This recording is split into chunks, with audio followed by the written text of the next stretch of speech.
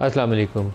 बहुत अहम खबरें हैं आज के प्रोग्राम के हवाले से। सबसे पहले तो वही मामला जो सुप्रीम कोर्ट के सामने है मखसूस नशिस्तों का, और उसके ऊपर Justice Athar Minallah, Justice Mansoor Ali Shah, Justice Mandokhail, Justice Munib वो अपनी पोजीशन को पहले से ज़्यादा तवाना और मजबूत करते हुए हैं। और उनका कहना यही है कि एक बड़ी सियासी जमात को जिस तरीके से इंतखाबी अमल से बाहर किया गया, सबसे पहले तो वो उसी के ऊपर बात करते हैं और उसके बाद दूसरी बात की तरफ वो आते हैं। और मंसूर अली शाह साहब तो इसके मामले के ऊपर इतना ज़्यादा एक वाज़ेह पोजीशन इख्तियार कर चुके हैं कि मुझे लगता है कि बहुत सारे बाकी जो जजेज़ हैं जिनके जहन में अभी अगर इबाहम होगा भी तो शायद ज़्यादा क्लैरिटी आ जाएगी उनकी इस पोजीशन लेने के बाद, जिस तरह के वो सवालात उठा रहे। तो कुछ आपको स्टेटमेंट्स हैं, हमने आज की हिस्से हैं उनकी आज की कार्रवाई के, जो आपको दिखाना चाहूँगा प्रोग्राम के आगाज़ में। जस्टिस अतर मनल्ला और जस्टिस मुनीब वो क्या कह रहे हैं, पहले वही सुन लीजिए। 51D is the constitutional right of a political party. A political party has been excluded by the Election Commission. Now this would be a very grave constitutional violation committed by the Election Commission itself. So as a constitutional highest court, to correct this very serious, grave constitutional violation, it has virtually disenfranchised all those who voted for that political party. Independence, with all due respect, created by the Election Commission on its faulty understanding of the Constitution and in particular the judgment of the Supreme Court, that this whole problem or issue is arising out of errors made by the Election Commission, then surely it is or is it not, the duty of the court, the Supreme Court, to the extent that it is able to do that, to correct that error. तो इस सारे मामले में कहीं ना कहीं वो election commission का फैसला और उसके ऊपर सुप्रीम कोर्ट की जजमेंट, हर एक ऑब्जर्वेशन जो ये जो जजेस इसके ऊपर पोजीशन ले रहे हैं उसमें घूम फिर के इसका जिक्र आ जाएगा। और आज भी जस्टिस मंसूर अली शाह और जस्टिस मंदोखेल आगे चलकर बार बार उसका तस्करा करते हैं। जस्टिस मंदोखेल पूछते हैं कि क्या इलेक्शन कमीशन खुद से किसी को आज़ाद डिक्लेयर कर सकता है। बहुत अहम क्वेश्चन है, क्योंकि सारे इस फसाद की या इस क्योस की बुनियाद जो थी उस इलेक्शन कमीशन के फ़ैसले से रखी गई, और उस इलेक्शन कमीशन के फ़ैसले के बाद जो सुप्रीम कोर्ट ने ऑर्डर पास किया उसकी गलत तशरीह जो अब सुप्रीम कोर्ट बार बार कह रही है कि उसकी इंटरप्रिटेशन जो थी वो इलेक्शन कमीशन ऑफ पाकिस्तान ने वो की जो सुप्रीम कोर्ट ने अपने हुक्मनामे में कही नहीं थी बात।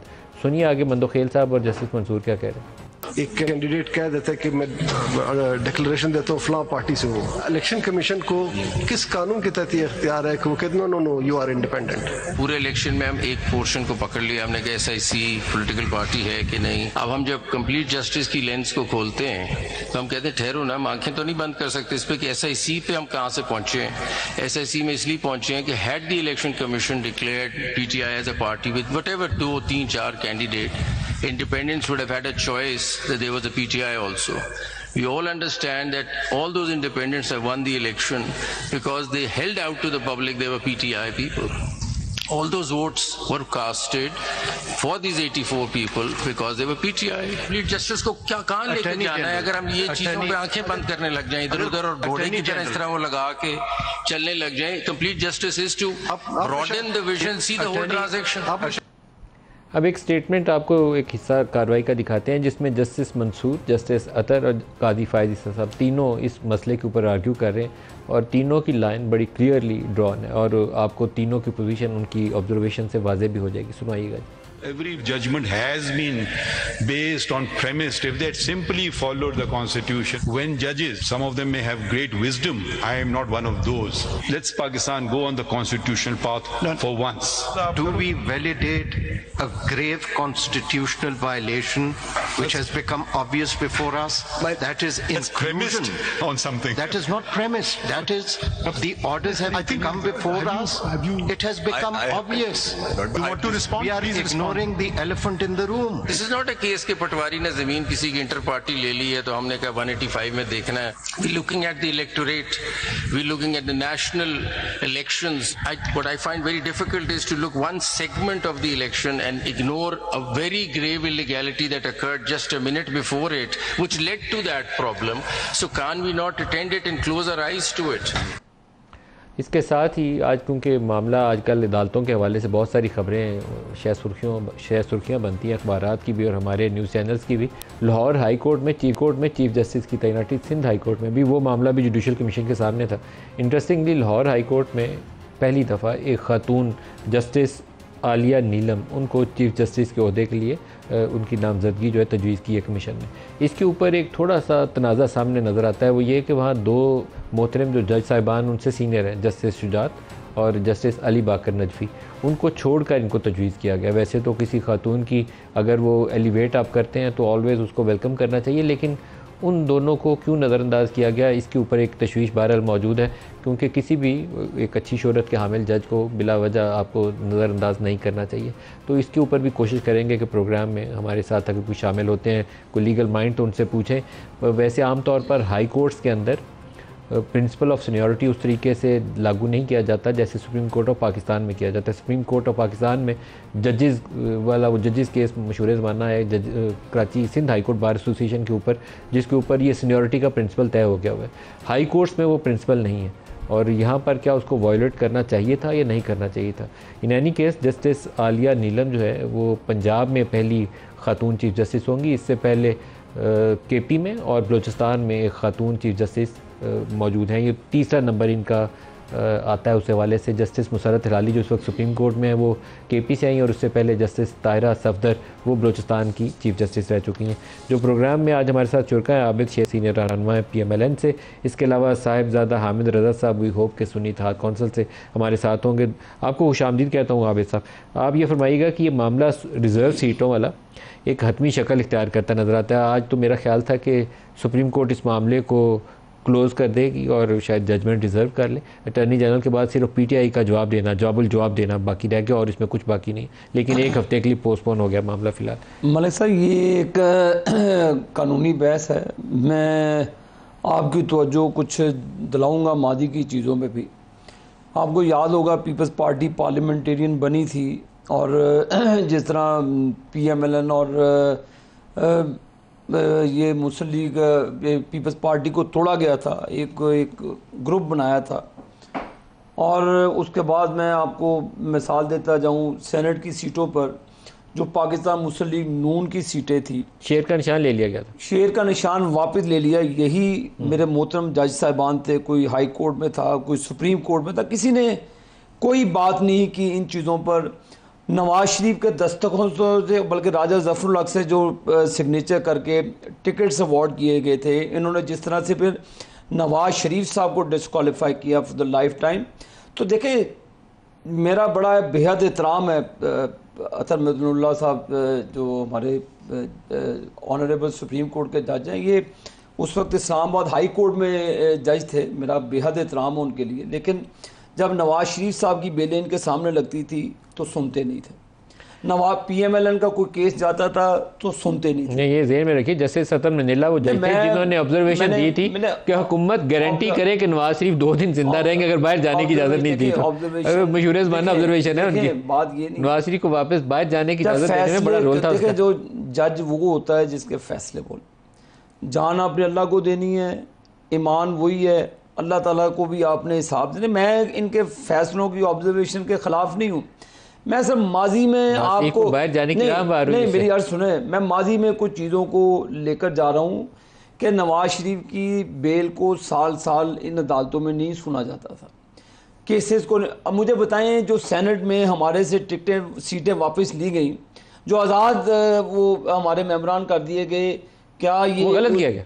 देखे ना, वो सियासी जमात के साथ ज्यादती की गई। फिर तो फिर माफी मांगे ना इन चीजों पे, माफी मांगनी चाहिए। मैंने माफी मांगे कि हमने नवाज, अब हमें कह रहे हैं, सुने अभी कह रहे हैं जी कि PTI बड़ी पार्टी, क्या मुस्लिम लीग नून इंडिया की जमात थी या बांग्लादेश की जमात थी? उस वक्त चाहिए था कि नवाज शरीफ साहब की जो पार्टी के जो सेनेटर्स थे उनको आपने आज़ाद डिक्लेयर किया। इन्हीं मुअज़्ज़ज़ अदालतों ने उनको आज़ाद डिक्लेयर किया गया। गलत था। इन्हीं जजेस ने, इन्हीं वो चीफ जस्टिस थे उस वक्त के साकिब निसार साहब और उनकी ये पूरी टीम थी। अब मुझे बताएं, क्या जब मुस्लिम लीग नून के तरफ, मेरा कहने का मकसद ये आईनी फैसला होगा, मैं किसी की इंटरप्रिटेशन में नहीं जाता। मुस्लिम लीग नून का फैसला हो तो ज़ुबान बुकमुन सुकमुन हो जाए। अब ये मामला हो जाए तो फिर मलिक साहब मेरा तो राइट बनता है, मैं तो इंसाफ के लिए उस चीज़ पर फिर इनको माफ़ी मांगनी चाहिए कि जो नवाज शरीफ और उसकी टीम और मुस्लिम लीग नून के साथ हमें तो इलेक्शन भी नहीं लड़ने दिया गया। अब ये मैं भी अभी बयाना सुन रहा था मोअज़्ज़ज़ जज साहबान के कि आपने पार्टी को बाहर रख दिया, जब हमारे लीडर नवाज शरीफ साहब को, मरियम बीबी को बाहर रख दिया गया, हमारे लोगों को रातों रात 12 बजे सजाएं दी गई, हमारे लोगों को उठाया गया, उस वक्त ये कानून याद नहीं आता था। काश अगर अल्लाह इनको हिम्मत देता तो ये रिमार्क्स उस वक्त भी आते। अच्छा, मेरा गिला यही है कि गिला यही है मलिक साहब, फिर जो चीज़ रोज़े अव्वल से होती है जहाँ तो उस पर माजरत करें और कानून के मुताबिक चलें, और हम चाहते हैं कि मुल्क आइन और कानून के मुताबिक चलना चाहिए। असद मंजूर भट्ट साहब हैं, सदर Lahore High court bar association, वो हमें ज्वाइन कर रहे हैं। भट्ट साहब अस्सलाम वालेकुम। वालेकुम सलाम जी मलिक साहब। जनाब बहुत शुक्रिया, आप हमारे साथ शामिल हो रहे हैं। Justice Aliya Neelum as Chief Justice Lahore High Court, आपके ख्याल में बहुत अच्छा फैसला है या आपके इसके ऊपर कोई तहफ़्फ़ुज़ात हैं? देखिए जी, असूली तौर पे हमारी तो सारे जजेस बड़े काबिल एहतराम हैं, लेकिन जो सीनियरिटी का प्रिंसिपल वायलेट हुआ है, मैं समझता हूँ कि बहुत अच्छी मिसाल कायम नहीं की गई। हमने मुसलसल इस बात पे गवर्नमेंट से मोहतरम चीफ जस्टिस काजी फाइज साहब से रिक्वेस्ट की, प्रेस कॉन्फ्रेंस भी की, वक्त से पहले याद दहानी भी कराई कि कौम चाहती है कि इदारों में स्टेबिलिटी आए। हमें ना तो ज़ाती तौर पे आलिया नीलम साहब से कोई शिकायत है, ना हमें अली बाकर नजफी साहब से, ना हमें शुजात अली खान साहब से, लेकिन असूल ये था कि शुजात अली खान साहब लेकिन भट्ट साहब मोस्ट थे हाई कोर्ट्स के अंदर, अगर वो हाई कोर्ट्स के अंदर सीनियरिटी का प्रिंसिपल वैसे लागू नहीं होता जैसे सुप्रीम कोर्ट ऑफ पाकिस्तान में लागू होता है। तो पहले तो मैं ये समझना चाहता हूँ कि जस्टिस शुजात या जस्टिस अली बाकर नजफी, उनको नज़रअंदाज क्यों किया गया, और दूसरा फिर आपने इस नुक्ते की भी वजाहत कर दीजिए। नज़रअंदाज करने के पीछे कोई ख़ास रीज़न है? मैं समझने से कासिर हूँ।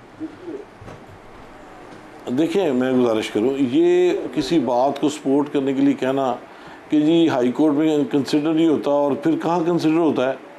यानी एक घर में अगर 4 बच्चे हों तो वहाँ सीनियरिटी को आप डिस्टर्ब करें तो एहतजाज होता है। तो ये तो पूरे मुल्क का एक कॉन्स्टिट्यूशनल इदारा है, और कॉन्स्टिट्यूशनल इदारों की स्टेबिलिटी है कि आप उसमें हार्मनी क्रिएट करें, उनमें सीनियरिटी का प्रिंसिपल एप्लीकेबल करें।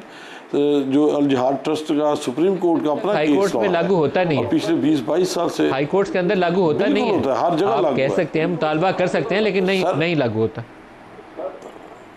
देखिए, मैं गुजारिश करूं कि अगर तो आप चाहते हैं कि जो 15 साल से जज बन के बैठा हुआ है और उसकी ज़िंदगी में एक ही चीज़ है प्रमोशन की before elevation of the supreme court, वो है चीफ जस्टिस होना। अब वो बंदे जो परफॉर्मेंस में भी ठीक हैं, मतलब अली बाकर नजफी में क्या कमी है या शुजात अली खान में क्या कमी है? अगर आपको शुजात अली खान की कोई शिकायत या कोई मसला है तो यही तो मैं कहता हूँ कि ये इसका मतलब पहले इसके ऊपर रोशनी डाल सकते हैं। जी बिल्कुल, मैं कहता हूँ कि ये हुकूमत का जो तरीक़ेकार है, आर्टिकल 175A में बैठ के वहाँ पे इन्होंने जजेस की सीनियरिटी को डिस्टर्ब किया है। इससे मतलब सीधा है कि जो गवर्नमेंट के साथ इन लाइन होगा, या गवर्नमेंट जिससे नहीं डरती होगी, या जिसको ज़्यादा पता होगा कि हम इसको 3rd या 4th लाइन से उठाएंगे तो ये हमारा ओब्लाइज रहेगा, मैं समझता हूँ कि ये बड़ी ज़्यादती वाली बात है। हमें बिल्कुल आलिया नीलम साहबा का एहतराम है, उन्होंने अपने टाइम पे भी सीनियर होकर चीफ जस्टिस बन जाना था, 2028 तक उनका टाइम है, लेकिन इन लोगों ने जो काम किया है उसको क्यों नज़रअंदाज किया गया? इसको कौम को जवाब देना चाहिए, जुडिशल कमीशन को। They should satisfy the nation का खर्चा हो रहा है इनके ऊपर, और ये इनकी अपनी मर्जियाँ नहीं चलेंगी। इनको बताना पड़ेगा कौम को कि भाई क्यों, अगर फ़र्ज़ करें शुजात अली खान जज बनने के, चीफ जस्टिस बनने के काबिल नहीं है, तो फिर उसके खिलाफ क्या एक्शन लें आप समझते नहीं है कि वो जज नहीं है, तो फिर क्या उसका खराबी है? अली बाकर नजफी का क्या कसूर है? तो आप उन लोगों को रिजेक्ट कर रहे हैं जिनके ऊपर आपको डर है कि आप क्यों कहना नहीं मानेंगे। तो मैं समझता हूँ दूसरी तरफ हम ये नहीं समझते कि आलिया नीलम साहब ने लिख के दिया होगा तो कहना मानेंगे। ये इनडायरेक्टली ये इम्प्लाई करना ये हो जाएगा कि जस्टिस आलिया को इसलिए लगाया गया है कि वो बहुत प्लाइंट किस्म की जज होंगी। ये बात दुरुस्त नहीं है, ये तासुर गलत होगा, इस बात से ये तासुर जाता है तो मेरे प्रोग्राम के साथ जी ये हुकूमती एंड पे गलत सोच हो सकती है इस तरीकाकार के ऊपर। इसके लिए आपके पास एक कानूनी रास्ता है, जैसे सिंध हाई कोर्ट बार गई थी सुप्रीम कोर्ट में जजेस की तैनाती के ऊपर, तो लाहौर हाई कोर्ट बार सुप्रीम कोर्ट में चली जाए, क्योंकि अभी ये तरीकाकार है नहीं। अगर आप कहें कि हाई कोर्ट में है तो ये गलत बात होगी, नहीं है हाई कोर्ट हमने जी मलिक साहब इस तरह है कि हमने बाकायदा परसों भी प्रेस कॉन्फ्रेंस की थी और हमें उसमें ये दिया था कि अगर आप कोई ऐसा काम करेंगे तो हम इसको कोर्ट ऑफ लॉ में चैलेंज करेंगे, हम इसके ऊपर हाउस का इजलास बुलाएंगे, हम इस पर अपनी राय लेंगे और लोगों से को राय उनसे लेंगे और जो हमारी बात होगी हम पूरे ऐवानों तक पहुँचाएँगे। हमें इनके फैसलों के अंदर बोनाफाइडी नज़र आएगी तो कौम मुतमिन होगी, अगर बोनाफाइडी नज़र नहीं आएगी तो इन फैसलों को लोग नहीं मानेंगे, फिर क्या फ़ायदा होगा। यानी आलिया नीलम साहब अभी काबिल जज हैं, लेकिन आपके पास एक रास्ता है, सुप्रीम कोर्ट में जाइए और सुप्रीम कोर्ट में इस फैसले को चैलेंज कर दीजिए, खुली अदालत में समाअत होगी तो जो ऑर्डर आएगा वो आइंदा के लिए नज़ीर बन वो तो वन ऑफ द वे है ना, लेकिन हम पब्लिक में क्यों ना इस बात को हाईलाइट करें जिन लोगों के टैक्सों पे ये जजेस चल रहे हैं। अगर आप माल रोड के ऊपर सर प्रेस कॉन्फ्रेंस करेंगे, जवाब दो। नहीं सर, नहीं बट सब माल रोड पे प्रेस कॉन्फ्रेंस करने से जज की तैनाती का तरीकाकार नहीं बदल सकता। आपको इसके लिए सुप्रीम कोर्ट ऑफ पाकिस्तान में जाके पिटीशन फाइल करनी चाहिए और वहाँ इसको आर्ग्यू करना चाहिए। वो तो हम अपने हाउस में इसका जायजा लेंगे ना जी कि हमने वे फॉरवर्ड क्या रखना है।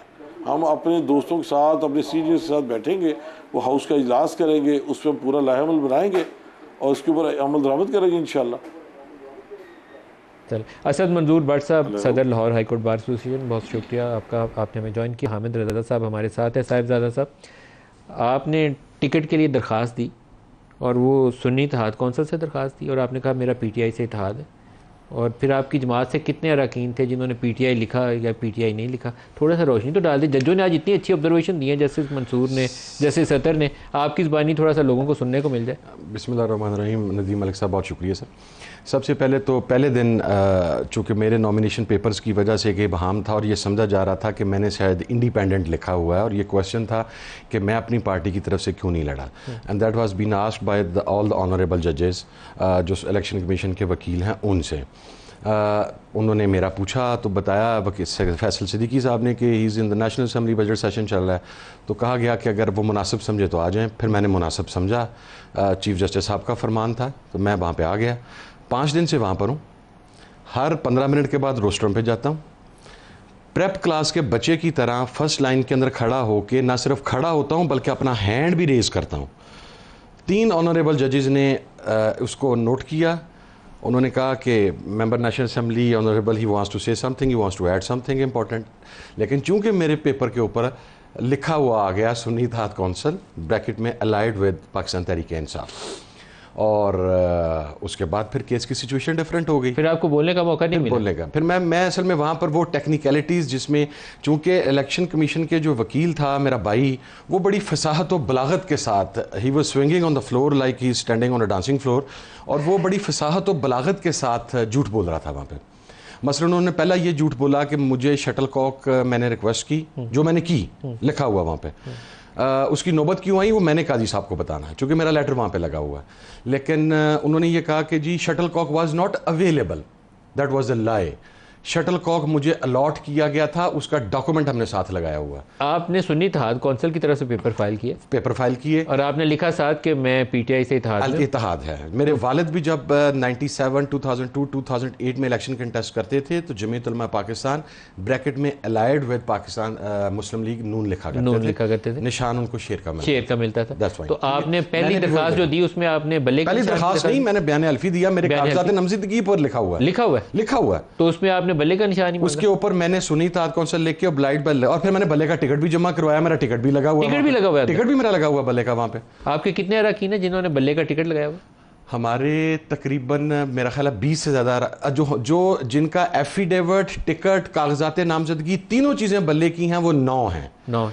कुछ हमारे अरकान हैं 45 के करीब जिन्होंने 2-2 सेट जमा करवाए थे और 3-3 सेट अपने, क्योंकि एक कैंडिडेट एट अ टाइम 4 या 5, आई एम नॉट 9 ऐसे अरकान हैं जिन्होंने सारा कुछ टिकट, एफिडेविट सब कुछ पीटीआई का जमा कराया हुआ है, हर चीज़ बल्ले की है। तो वो फिर तो आज के जज साहब में जस्टिस मंदोखेल साहब ने कहा है कि वो खुद से आपने कैसे, आप तो कर ही नहीं सकते आज़ाद उसको, तो फिर तो आपकी पार्लियामेंट्री पार्टी बन जाएगी। दूसरा उन्होंने क्या किया, दूसरा उन्होंने ये फरमा दिया, एक तो मैं वो वजाहत कर दूं, शटल कॉक मुझे अलॉट किया गया, उसके बाद रात 3 बजे मेरा निशान चेंज करके मुझे टावर दिया गया, मेरे MPS के निशान चेंज किए गए।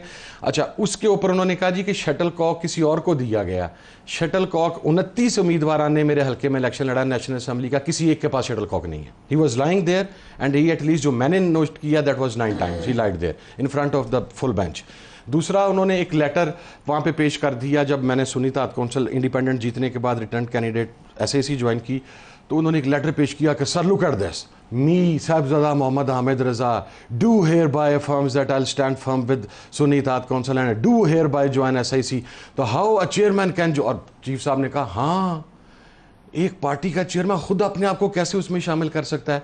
नो सर, मैंने पहले अपनी एक रिक्वेस्ट की जो कि इलेक्शन कमीशन को जमा करवाएगी टू माय पार्टी कि मैं इंडिपेंडेंट जीत गया हूं, मैं वापस सुन्नी इत्तेहाद कौंसिल में आना चाहता हूं, मेरी सुन्नी इत्तेहाद कौंसिल में शमूलियत को तस्लीम किया जाए। Then the letter was issued from the secretary general of my party to the election commission of Pakistan कि जी हम इसे सुन्नी इत्तेहाद कौंसिल का MNA कंसिडर कर रहे हैं, तो इन्हें सुन्नी इत्तेहाद कौंसिल का MNA माना जाए। वो दोनों लेटर लगे हुए हैं अंदर, वो स्किप करके, तो वो आखिरी था मेरा एफिडेविट जो मैंने जमा करवाना था। मेरा एफिडेविट पढ़ के तो उसको एक चीज़ बना दिया गया, दैट्स व्हाट। अच्छा, आज फिर सवाल किया गया कि जी पार्लिमानी पार्टी है या नहीं, अटॉर्नी जनरल का नहीं। उन्होंने कहा जी ओके, लेकिन हमारे वकील ने नोटिफिकेशन पेश कर दिया कि जी ये सर इलेक्शन कमीशन का नोटिफिकेशन है कि SIC इज अ पार्लिमानी पार्टी। उन्होंने कहा अच्छा। उसने दूसरा लेटर पेश कर दिया, उसने कहा सर ये स्पीकर साहब ने जरताज गुल को पार्लिमानी पार्टी लीडर का नोटिफिकेशन दिया है और SIC को पार्लिमानी पार्टी तस्लीम किया। मोहतरम चीफ जस्टिस साहब फरमाते हैं मैं इनको मानता नहीं, वो इलेक्शन कमीशन का इशूड लेटर है, मेरा तो नहीं है सर। इलेक्शन कमीशन ने वो आपका लेटर इशू करके बाद में उसको चेंज क्यों किया? नहीं सर, नहीं चेंज किया, नहीं। हमारी आज भी हैसियत SIC के पार्लियामेंटेरियंस की है, तमाम इंडिपेंडेंट्स की, और इलेक्शन कमीशन का वो लेटर भी तीसरे चौथे दिन नहीं आया। उन्होंने 1.5 माह इसको ऑब्जर्व करने के बाद हमें पार्लियामेंट्री पार्टी तस्लीम किया और तमाम MNAs की हमारी SIC की, इसीलिए हमारी पार्लियामेंट्री लीडर का तकर्रुर भी लेट हुआ। आज से 15 दिन पहले हुआ कि इलेक्शन कमीशन उसे, अब इलेक्शन कमीशन ने कंसिडर कर लिया हमें। Second, honourable justice Ayesha Malik साहिबा ने और 2 जजेस ने पूछा कि जी बाई इलेक्शन में हिस्सा लिया SIC ने? उन्होंने कहा जी लिया। कोई सीट है? उन्होंने कहा हाँ जी, एक MNA की सीट है, एक MPA की सीट है, वो घोड़े पे मुंतखब हुए हैं। उन्होंने कहा अब इनकी हैसियत पार्लिमानी है या नहीं? Then attorney general was against silent. ठीक। अच्छा, फिर एक और चीज उन्होंने कहा, बाई इलेक्शन में आपके 2 अरकान, एक कौमी का और एक सूबाई का, और हमने एक बाई इलेक्शन की एक टेक्निकल पॉइंट है, एक सीट थी रेहान ज़ेब वाली जो शहीद हो गया था जनरल इलेक्शंस के अंदर, उसका इलेक्शन बाई इलेक्शन के साथ हुआ।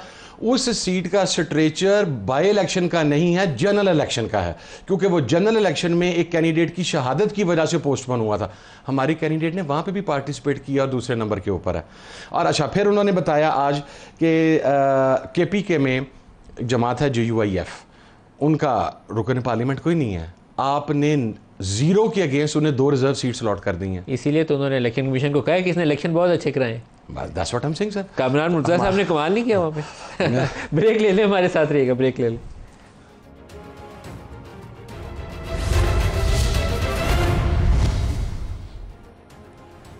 प्रोग्राम में दोबारा खुश आमदीद कहते हैं। ये जो मामला रिज़र्व सीट्स का है, इसकी बहुत अहमियत है, क्योंकि ये रिज़र्व सीट्स अगर PTI को ना दी जाएँ और जो मौजूदा पाकिस्तान पीपल्स पार्टी, PMLN और बाकी जमातों के साथ जिस तरीके से इलेक्शन कमीशन ने सीटें तकसीम की थी, इनको दे दी जाएँ हुक्मरान इत्तेहाद को, तो इनकी 2/3 मेजॉरिटी बन जाती है। ये आइन में तरमीम कर सकते हैं। और एक इब्तदाई तौर पर इन्होंने एक फीलर सा मार्केट में छोड़ा था कि हम जजेस की रिटायरमेंट एज जो है उसमें तरमीम कर देंगे, या कुछ इस तरह का टेन्योर बेस कर देंगे चीफ जस्टिस का ऑफिस। तो इस तरह की तरमीम की बात इन्होंने छेड़ी थी इस केस के शुरू होने से पहले। वो दब गई जब पता चला कि नहीं, सीटें इनकी अभी तय नहीं है कि इनको मिलेंगी या नहीं मिलेंगी। ये एक हिस्सा है, आइनी तरमीम कर सकते हैं या नहीं कर सकते, उसका इन्हिसार। लेकिन जो पॉलिटिकल कंपोजिशन है वो इतनी चेंज हो जाएगी अगर पाकिस्तान तहरीक इंसाफ को जो उनका हक है सीटें उधर चली जाएँ, तो एक पावरफुल पार्टी के तौर पर PTI पार्लियामान के अंदर मौजूद नज़र आएगी। और मौजूदा हुकूमत जो PMLN की माइनॉरिटी गवर्नमेंट है, इनका इन्हिसार इस बात के ऊपर है कि जरदारी साहब और बिलावल इनसे राज़ी रहे और इनके लिए वोट करते रहे, अदरवाइज़ ये धड़ाम से नीचे गिर जाएंगे। तो इनका मुस्तकबिल थोड़ा सा तारीक हो जाता है इस सारे फैसले से।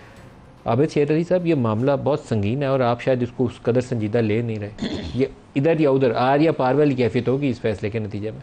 मेरे साहब बात मेरे सोचने की या ना सोचने की नहीं है, बात तो आइनी जंग है। वो सुप्रीम कोर्ट एक आइनी अदारा है और कानून से हट कर कोई फ़ैसला नहीं कर सकते। मैंने आपको एक मिसाल दी, जिंदा मिसाल।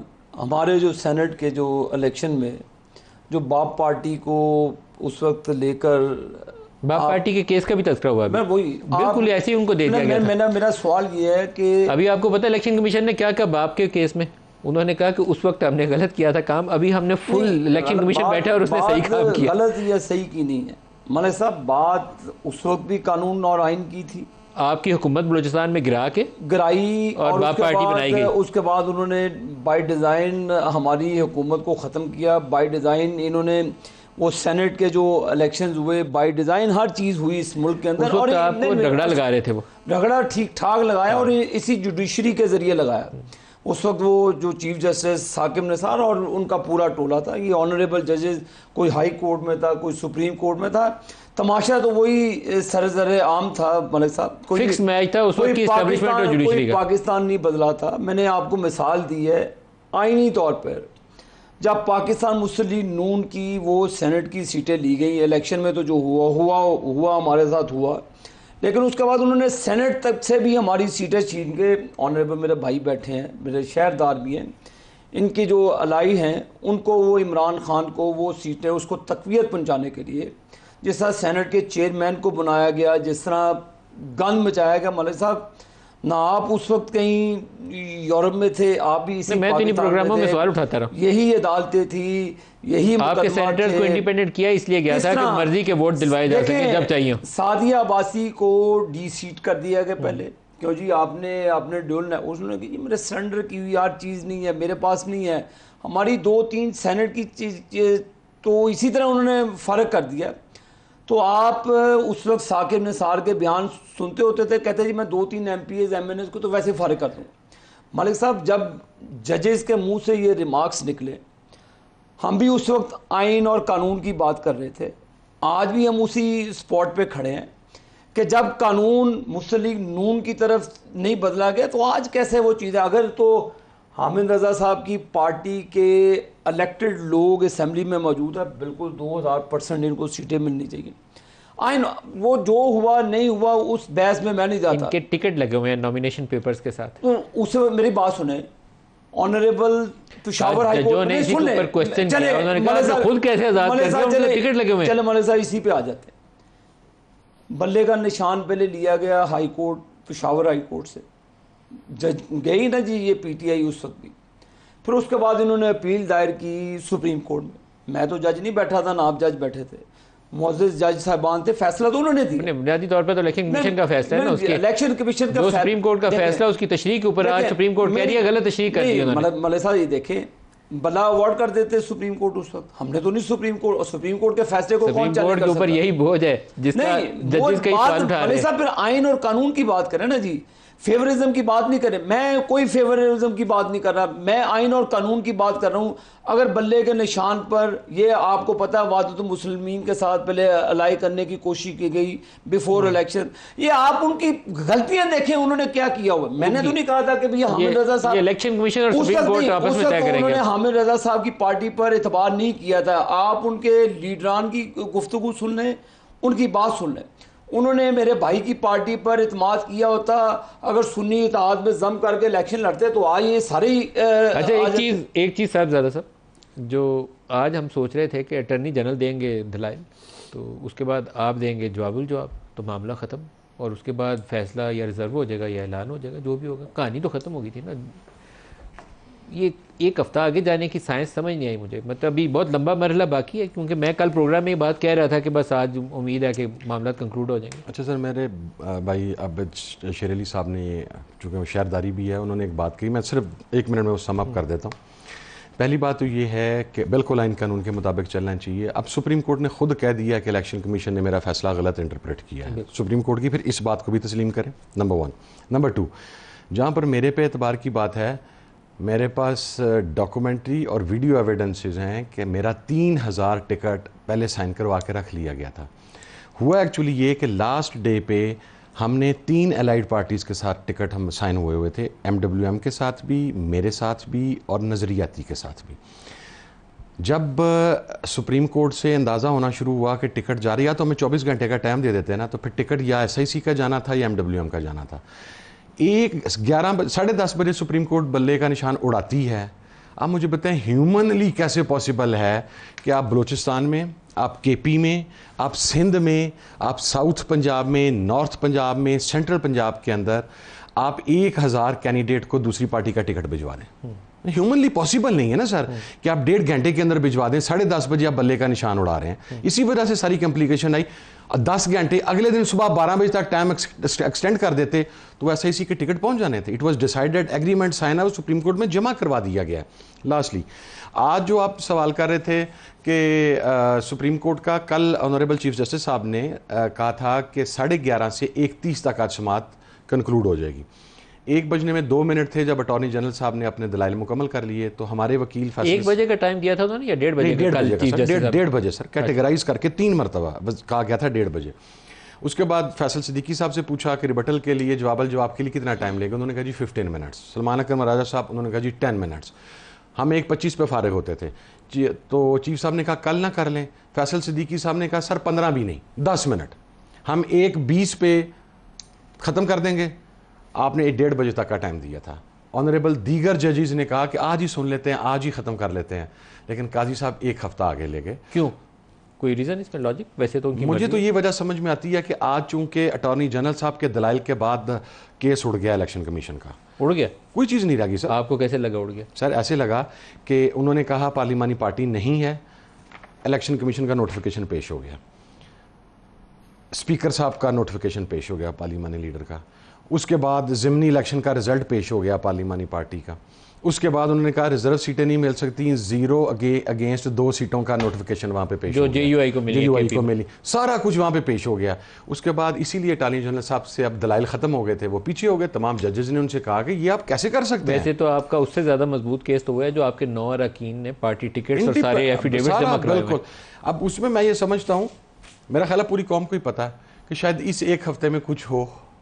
नहीं, कुछ नहीं ऐसा होता है, अनयूजुअल नहीं होता, क्योंकि अब लाइव एक काजी फायर सीजा को एक तो शाबाश आप दें ना, वो लाइव दिखा रहे हैं सारा कुछ, जो भी पोजीशन ले रहे हैं। बैकआउट करना किसी के लिए जैसे साहब मेरी क्या औकात है मैं उन्हें शाबाश दूं? शाबाश देनी चाहिए अच्छे काम। सर मैं किसी को भी शाबाश नहीं देता, मैं उनसे उम्र में छोटा हूँ। अच्छा। मैं मकसद है मैं छोटा बड़े को शाबाश नहीं दे सकता। वेल डन कहना चाहिए सर, इंकरेजमेंट। जिस तरीके से उन्होंने इलेक्शन कमीशन का केस एक्सपोज किया है उसके ऊपर मैं वेल डन कह सकता हूँ उन्हें। जिस तरीके से उन्होंने वो बल्ले वाला फैसला उतार के इलेक्शन कमीशन पे डाल दिया है और अब इलेक्शन कमीशन को समझ नहीं आ रहा कि वो क्या करे, उस पर उनको बिल्कुल क्रेडिट बनता है और अप्रिसिएशन बनती है। सर कल एक और भी चीज़ हुई है, कल हम प्रोग्राम कर रहे थे तो जुल्फी बुखारी, उनका एक मैसेज आया, उन्होंने एक डॉक्यूमेंट मुझे भेजा, वो था उसका UN ह्यूमन राइट्स कमीशन का, तो मैंने उन्हें बीपर पे ले लिया कि खुद ही वजाहत कर दें लाइव प्रोग्राम में, मैं पढ़ नहीं सकता था उसको। तो UN ह्यूमन राइट्स कमीशन का एक वर्किंग ग्रुप है जो आर्बिट्ररी डिटेंशन के ऊपर डील करता है। उसने इमरान खान की रिहाई के ऊपर मुतालबा किया और उन्होंने कहा कि मनमानी से हुकूमत ने ज़बरदस्ती पकड़ के उसको बंद किया हुआ, छोड़ें उसको, रिहा करें। उसके ऊपर आपका क्या रहता है? मेरा देखे मलिक साहब, हुकूमत ने तो नहीं बंद किया, एक आइनी चीज़ें हैं। तो यही ह्यूमन राइट कमीशन, तो मेरी यार सुन लें, ये human right commission Nawaz Sharif की तरफ काम में मर गया था। इनको नहीं पता था कि नवाज शरीफ के साथ जो जेल में इन्होंने सलूक किया, क्या केस था नवाज शरीफ पर जी, बेटे से तनख्वाह नहीं ली, उसके लिए 2 साल के लिए आप उसे जेल में डाल दें। तो ये उस वक्त वायलेशन नज़र नहीं आई जब हमारे लोगों पर ड्रग्स के केसेस डाले गए, उस वक्त ह्यूमन वायलेशन की इनको समझ नहीं आई। लेकिन पाकिस्तान की जो सॉवरेनिटी है उस पर हम किसी को दखल अंदाजी की इजाज़त नहीं होनी चाहिए। अगर कवानीन ठीक हों, अदालतें मजबूत हों, मलिक साहब सारा काम स्मूथली चलता है, कोई किसी का मोहताज नहीं होता। ये बहुत बड़ा सवालिया निशान है कि नून की तरफ से फ़ैसले कोई और हो जाएँ, PTI आए तो और फैसले हो जाएँ। ये एक सिक्के के 2 रुख मुझे समझ नहीं आती। हम भी इसी मुल्क में रहते हैं, इसी जगह पे रहते हैं। क्या उस वक्त हम दुश्मन थे, हम रॉ के एजेंट्स थे? मलिक साहब हमने इस प्रोसेस को फेस किया है। इसको इमरान खान साहब को तो जिम की सहूलतें दी हैं, ट्रेडमिल की सहूलतें दी हैं, देसी चिकन की सहूलतें दी हैं, हमें क्या सहूलतें दी गई?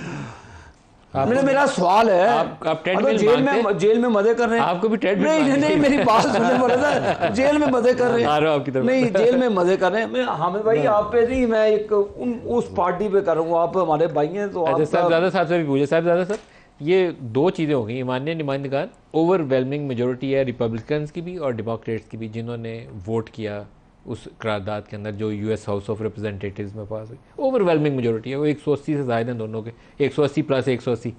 तो यहाँ पे सूरत हाल अब उससे ऊपर चली गई है। अब यूएन ह्यूमन राइट्स कमीशन ये अच्छी एक पावरफुल और बॉडी है यूएन की, जो ह्यूमन राइट्स वायलेशंस के ऊपर जो बात कहे उसकी वो लीगल वो तो इम्प्लीकेशन नहीं बनती, लेकिन आपके ऊपर एक मॉरल प्रेशर इंटरनेशनली नज़र आता है, वो हो गया दोबारा फिर से। अच्छा सर, उसमें मैं अर्ज़ करूँ, देखें हमने हुकूमत को ये पेशकश की थी जब वो अवान नुमाइंदगान ने करारदाद पेश की थी, तो हुकूमत ने कहा कि हम अमेरिकन हुकूमत के ख़िलाफ़ एक करारदाद लाना चाहते हैं, और उनके रिप्रेजेंटेटिव्स आए नोज़ लॉबी के अंदर, सब लोग बैठे। हमने कहा जी हम इसको यूनानिमसली मूव करते हैं कि हमारे मुल्क में मुदाखलत नहीं होनी चाहिए। साइफ़र का केस आपने किया हुआ है, क्योंकि पहले आप कहते थे साइफ़र नहीं है, अब आप कहते हैं साइफ़र है और इमरान। हमने कहा जी साइफ़र भी ऐड करें, ये अवान नुमाइंदगान का मामला भी ऐड करें, और let's do it all together. उन्होंने कहा नहीं, साइफ़र सही था, वो अमेरिकन ने सही किया था, ये उन्होंने गलत किया। फिर तय ये हुआ था कि ख्वाजा आसिफ साहब वज़ीर दिफा करारदाद पेश करेंगे। ख्वाजा साहब ने पेश नहीं की। आप उस करारदाद का मतन पढ़ें, उसमें अमेरिकन से कहा क्या गया है, कुछ भी नहीं। उसके बाद तो जाके कॉफ़ी पी रहे थे ना सर। हमारी नदीम मलिक साहब, let me be very honest with you sir, हम इस पार्टिज़म से बालातर होकर बात करते हैं। हमारी औकात ही नहीं है ना पाकिस्तान के किसी इदारे की, ना पाकिस्तान के किसी सियासतदान की, कि वो अमेरिकन को आगे बढ़ के रिस्पॉन्ड कर सके। Let's face the reality sir. क्यों नहीं है? हमारी अपनी कमजोरी है सर, हम खुद रिस्पॉन्सिबल हैं इस चीज़ के। हमने अच्छा, उसके अंदर कोई ये नहीं आप कह सकते उसमें जितना, अगर आप कसूर सियासतदान का कहते हैं तो मैं ऑनेस्टली आपको बताऊं सियासतदान का कसूर शायद सबसे कम है, वो ब्लैकमेल होता है। उसके अंदर सबसे ज़्यादा कसूर हमारी इस्टेब्लिशमेंट का और हमारी जुडिशरी का है सर। अगर आप अपना जस्टिस सिस्टम इस मुल्क के अंदर ठीक कर लें, अक्रॉस द बोर्ड सर, सबको इंसाफ मिलना चाहिए। जिस किसी का केस है अक्रॉस द बोर्ड उस केस का फैसला होना चाहिए, मेरिट्स के ऊपर होना चाहिए। आप बाहर से डिक्टेशंस लेनी बंद कर दें।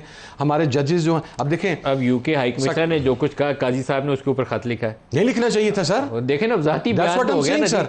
काजी साहब कहते हैं जज अपने फैसले की वजाहत नहीं देता, लेकिन यूके हाई कमिश्नर हमारे कौम के तमाम बड़ों का एक जहनी मसला है, और वो मसला ये है कि हम सारे जहनी ग़ुलाम हैं। उनके इस मूड की वजह से पूरी कौम जहनी ग़ुलाम बन चुकी हुई है।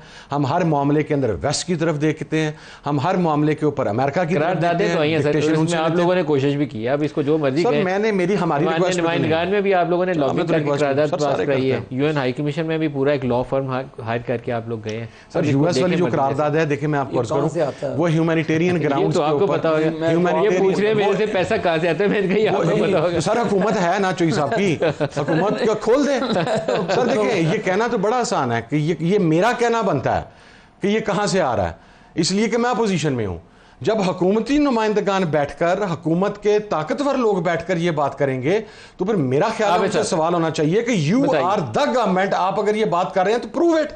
देखिए हामिद रजा साहब, बात ये है, आप जो अभी फरमा रहे थे, तो आपको on the floor of the house आपके पास एक अपॉर्चुनिटी है, बीइंग मेंबर नेशनल असेंबली, आपको वोकल होकर अमेरिकन के ख़िलाफ़, जैसे आप उस वक्त साइफ़र के केस पर so called, I don't know whether Imran is your leader और आपका लाई है, ये उसका मुझे नहीं पता, लेकिन जो साइफ़र का मामला था उठा, उस वक्त आपने अमेरिका को लताड़ा।